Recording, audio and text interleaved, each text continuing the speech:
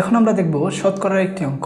প্রশ্ন হচ্ছে চতুর্থ শ্রেণীর 50 জন শিক্ষার্থীর মধ্যে 20 জন ছাত্রী এবং পঞ্চম শ্রেণীর 24 জন শিক্ষার্থীর মধ্যে 12 জন ছাত্রী, তুলনামূলকভাবে কোন শ্রেণীতে ছাত্রী সংখ্যা বেশি?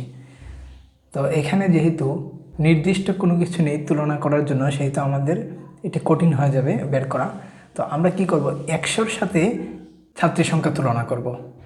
তো আমরা যদি এটিকে এইভাবে লিখি, যেহেতু ছাত্রীর সংখ্যা আমাদের বের করতে হবে, তাই ছাত্রীর সংখ্যা আমাদের ডান দিকে রাখতে হবে।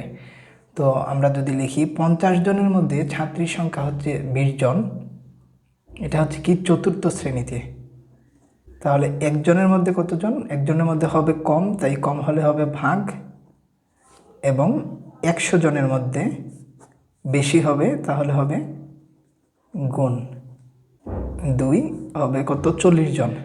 আমরা পেলাম চতুর্থ শ্রেণীতে 100 জনের মধ্যে 40 জন হবে ছাত্রী। এখন যদি আমরা পঞ্চম শ্রেণীতে দেখি, পঞ্চম শ্রেণীতে কি বলেছে? 25 জন শিক্ষার্থীর মধ্যে 12 জন ছাত্রী, এটা হচ্ছে পঞ্চম শ্রেণীতে। একজনের মধ্যে কতজন? একজনের মধ্যে হবে কম, তাই ভাগ, এবং 100 জনের মধ্যে হবে বেশি, তাই গুণ 4 25 100, এবং 4 12 কত? 48। এখন আমরা যদি 100-র সাথে এই দুটিকে তুলনা করি, তাহলে আমরা সহজেই দেখতে পাচ্ছি যে 100 জনের মধ্যে চতুর্থ শ্রেণীতে ছাত্রী হচ্ছে 40 জন, আর 100 জনের মধ্যে পঞ্চম শ্রেণীতে ছাত্রী হচ্ছে 48 জন। সো 48 জন বেশি, তাই তুলনামূলকভাবে আমরা বলতে পারি পঞ্চম শ্রেণীতে ছাত্রীর সংখ্যা বেশি।